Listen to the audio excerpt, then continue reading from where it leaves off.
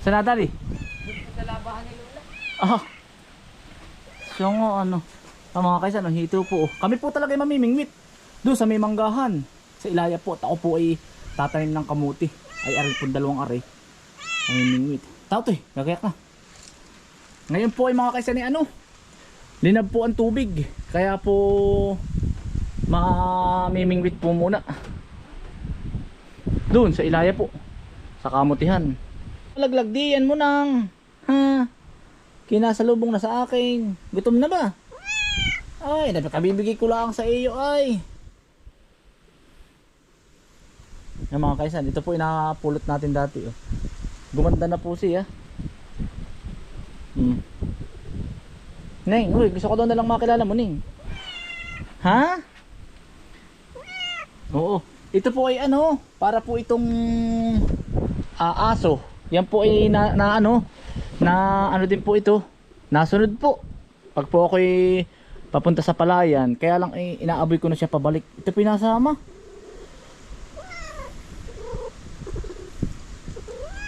Ha? Nahingi po ng pagkain oh. Nahingi. Dito, oh. Jump, jump, go. Yan. Okay, dito. Akala niya po may pagkain ako. Pwede ka na ditong mag-circus. Oh. Pakitang gilas ka. Up, up. Ayaw. Oh. Ay, nangangalmot na. Naumay na. Bye-bye. Palis na ako. Sasama po yan tamo. Bye-bye.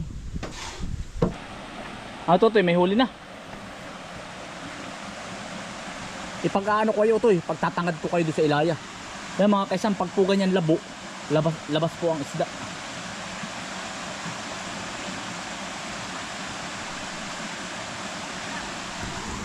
Ayun, nakahuli naman si Bukuman, no.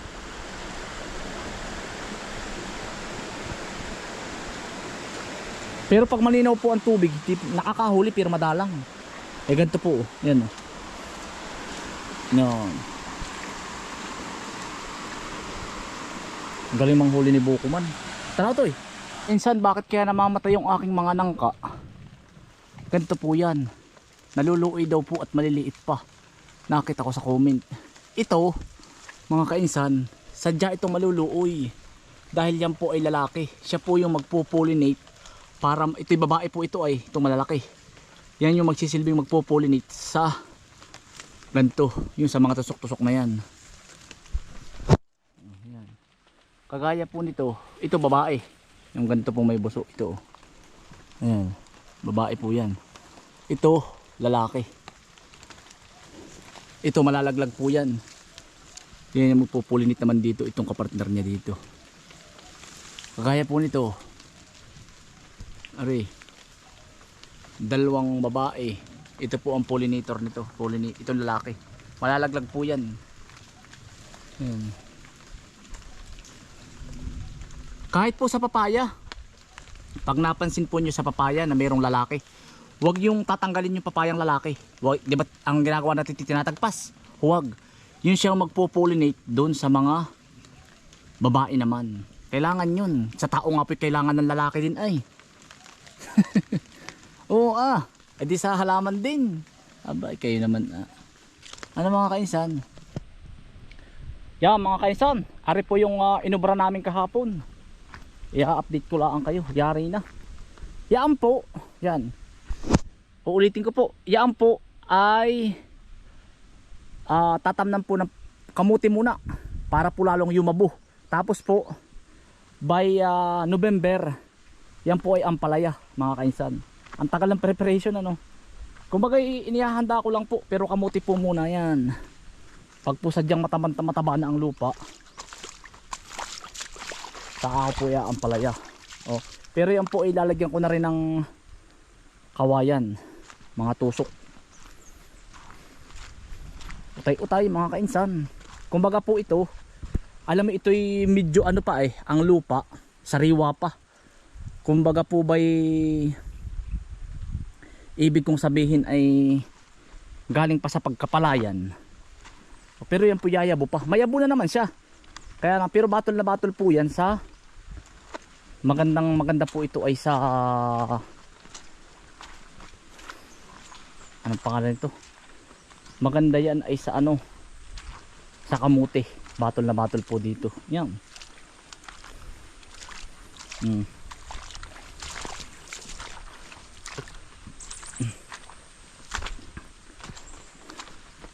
Nalaglag ang niyog utoy. Tiyan mo daw. Ay mura kaya. Kalalaglag lang mga kaisan. Ang lakas ng hangin na eh. Sakto oh. Ito eh. Ayan po napungwi. Hindi kaya lo eh. Kaisan update ko lang kayo sa tanim na saging. Sa bundok. Ari po oh. Ang lalaki na oh. Mga kaisan. Ang lalaki na ng ating saging. Tapos sa kalabasa. Update ko kayo. Malaki na rin. Ayan. Malaki na yung iba oh. Yan mga kaisan oh. Malatabas na po natin ito. Yan. Kalabasa po. Malalaki na. May ipot po yan ay. Patungtong sa ipot po ito. Yan oh. At yan tataba. Tatabasin lang po ito na sayad. Yan. Mga pahabol po nating kalabasa.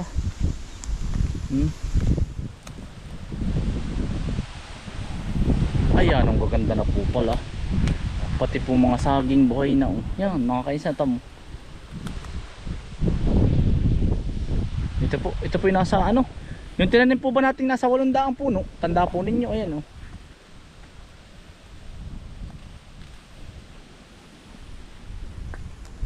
Tatabasin lang natin ito ng sayad. Ay halos buhay po lahat eh. May namatay di ilan.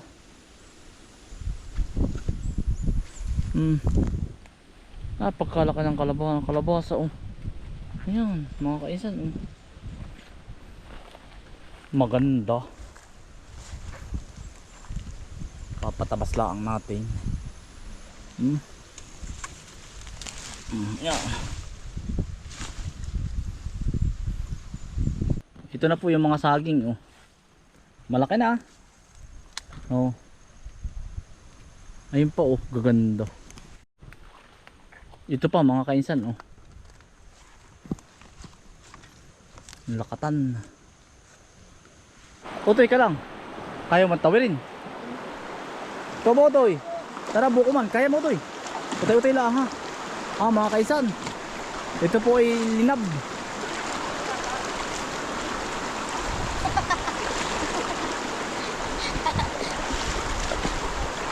Ay utoy.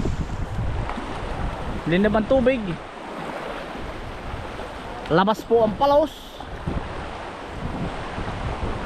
Kaya mga kaisan, pailayalaan po kami. Kukuha po kami ng atisa. O toy, kapit ka na, kakapitan ko si ano. Toy, malakas ang agos. Ano toy? Toy. Toy, oh. Kaya. Kaya naman po. Ay, ang ganda rin po ng... Ay, kakaunti na oh. Ang ganda rin po na rin kay Tiyong dampa po.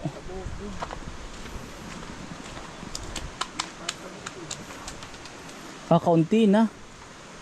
Oh, ang ganda. Are ay lutuan. Ayan, oh. May tain pa oh. Mga kaisan, ang dami pong ano oh.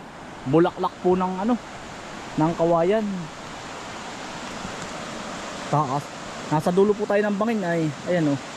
Ibig sabihin ito mga kainsan, mag-aani po ng maganda ang mga prutas at saka halaman pag po bumulaklak. Tangitain po sa amin pag matatanda. Ewan ko lang kung totoo. Pamahiin po. Ito po ay ano, ang kawayan po. Napakadalang po nitong ano. Napakadalang pong bumulaklak. Ayan o. Yan. Kaya oras na bumulaklak ito, maganda, ngayong taong ito, maganda ang mga aanihin. Prutas, gulay, palay. Yun ang sabi po. Para po pala siyang labong na maliliit. Uto mo. Baka pwede itong binhiin, oh. Labong na maliliit, mo.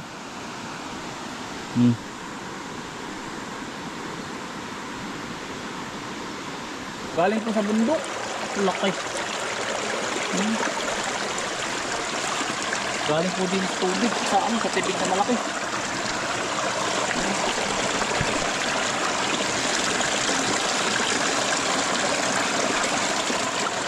Ang linis din po, malinis.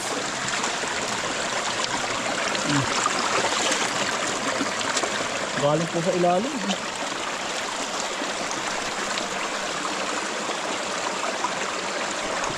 Nga mga kaidan, nahan na. Utoy.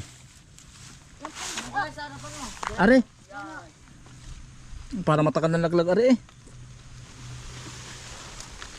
Yun. Mga kaisan, atisa po. Are po. Kinakain po yung laglag na. Tsaka yung hinog. Kumakain po ba kayo nito mga kaisan, atisa? Ito. Sibuko man po nasa taas. Are po. Ang daming hinog pala utoy. Atisa. Kapit kayo ha. Toy.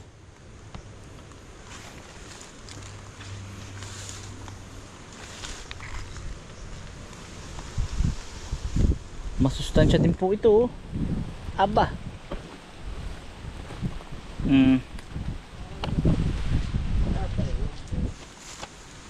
Puto, di ba tingin pa nakakatikim sa amin mo?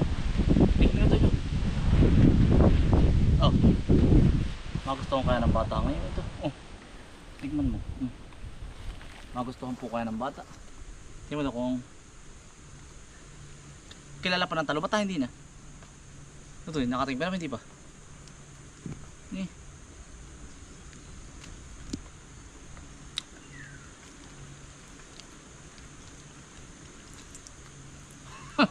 Parang ano? Eb. Parang ano? Ha? Mahap Mahap po, parang kamote. Yung iba lang po hindi nakakain ito. Ayaw mo? Ayaw. Ayaw po ni Uto eh. Meron talaga pong hindi nangangain. Pero ako naman, gusto ko.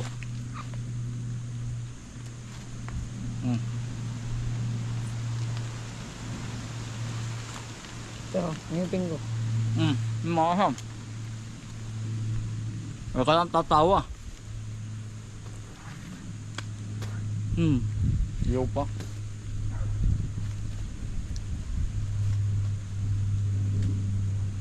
Ay, sarap. Masustansya po ito. Ang palinaw ng mata.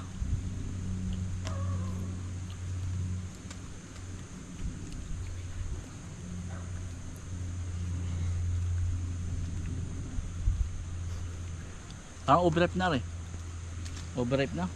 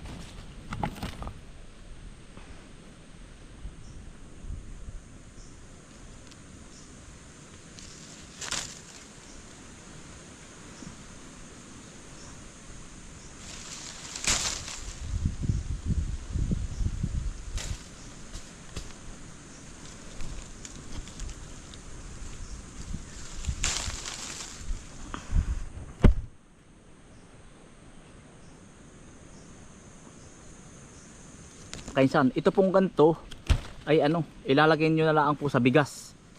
Lalagyan po yung dulo ng asin, tapos ilalagay nyo sa bigasan. Yan po ay pag may 3 araw mga kainsan, ay hinog na. Kainsan, anong lasa niyan? Walang pinagkaiba po sa kamuti.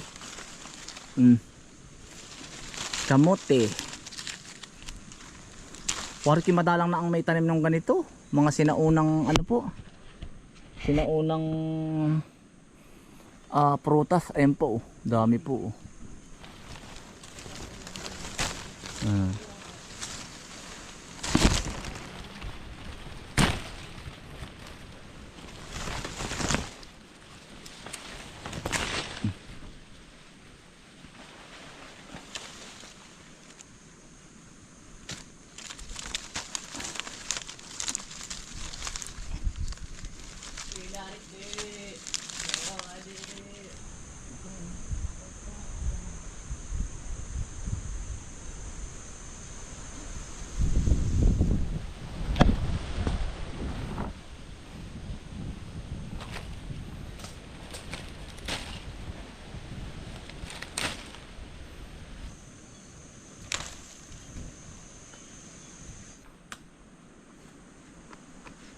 Sambot. Kaya mo.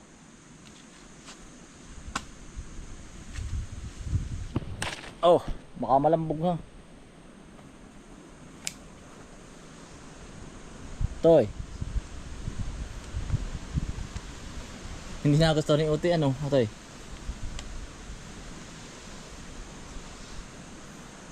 Hindi na po kami nagdala ng buslo at gawa ng ano naman po. Malapit naman po. Malayo. Ang bigat po pagdadala. Toy. Toy. Utoy, ang dami pala din sa baba oh. Toy. Kasi ano si Utoy hindi po nakapamitas. Toy, ikaw oh. Toy. Titas oh, bunso oh. Oh. Toy. Yan, para maranasan mo. Okay. Yan. Dadali mo yan sa inyo ha. Oo. Yan Utoy, ikaw ang kumuha. Junel. Ikaw na Utoy, ikaw na. Ay, matangkad ka. Yan.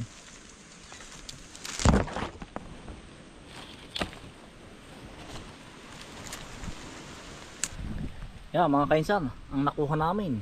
Oh. Ayos din. San, at isa. Panay na ang papak din eh.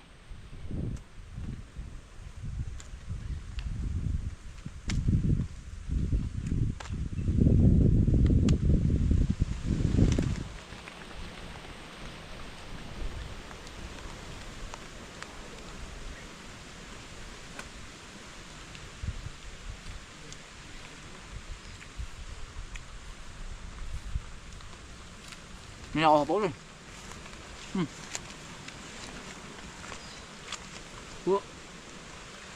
Hello pa iba.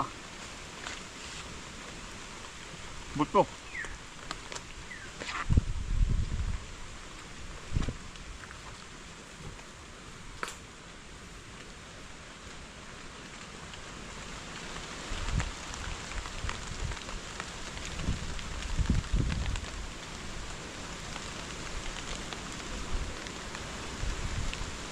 Panalo. Si Buko man nagustuhan din po. Naghahanap pa po ng hinog. Alam mo mga kaisan na ito? Yun, nakakuha pa. Ito po ay pag hinog na, sadya po siyang nalalaglag. Ito po ay ano? Ano to? Hindi po tumitigil ang pagbunga. Pagkabulaklak bunga uli. Wala po ba siyang ano? Kumbaga September lang bubunga. Para siyang ano, guyabano.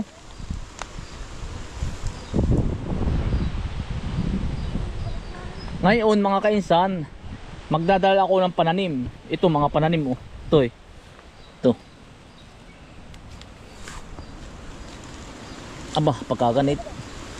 Ang ganit. Ito po mga pananim. Baka po may hihingi sa inyong atesa. Atesa ba o atesa? Basta. Ayan. Otoy, may tanim ka sa inyong unahan. Nakain ka na. Kanina ayaw mo ano. Masarap. Natuto na pong kumain. Oh. Sa una laang. Durian. Nakain ka ba ng durian? Hindi rin. Ay kaya pala. Yan si Eliezer malalason sa durian. Ito po ay pag may 3 araw, sabi ko nga sa inyo, lalagyan lang yun ng asin. Mga isang pinch na asin. Tapos ilalagay mo sa bigasan. Hinog.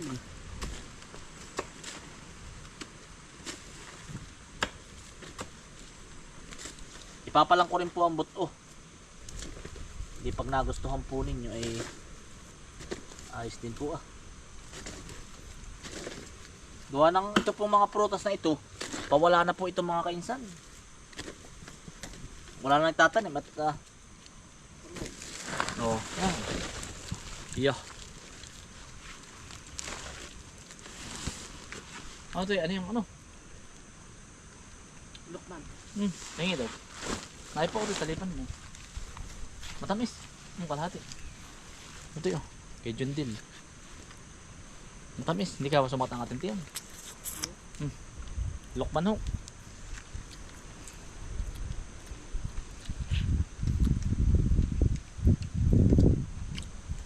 Kaasim. Ang asim nga kuya. Ang asim ay.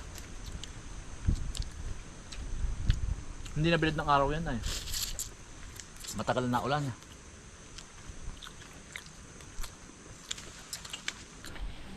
Utoy walang kulay ng ka. Naipalo tayo may galyang utoy oh. Mga kaisan galyang. Maigi rin pong gulay.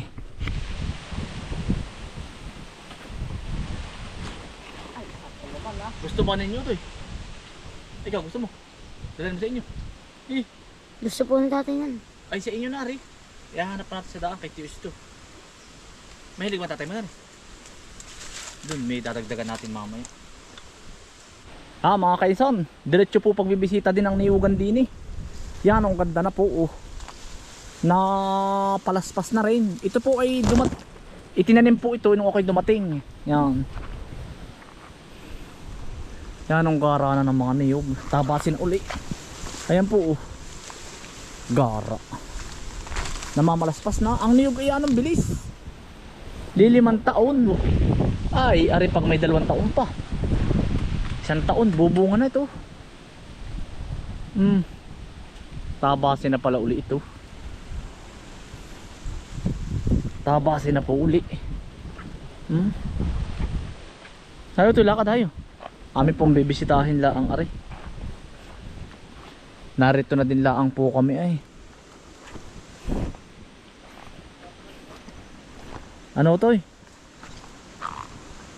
Yan, biyabit na po natin yung dala. May dala pa po tayong hardin. Yan. May rin po maitusok. Huwag ko ba aring harding yung pinuntahan nating hardin doon sa may kamaysa sa kuya. Yan, sa mga mahilig po sa hardin.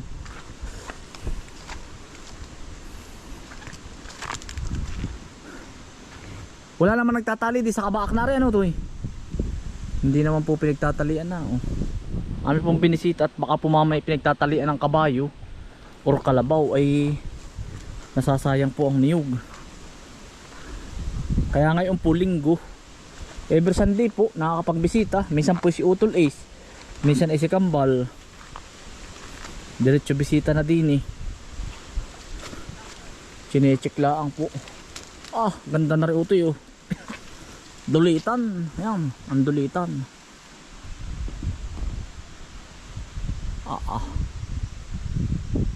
Bakagara.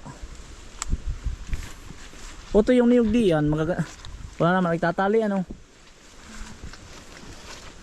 Wala po naman nagtatali.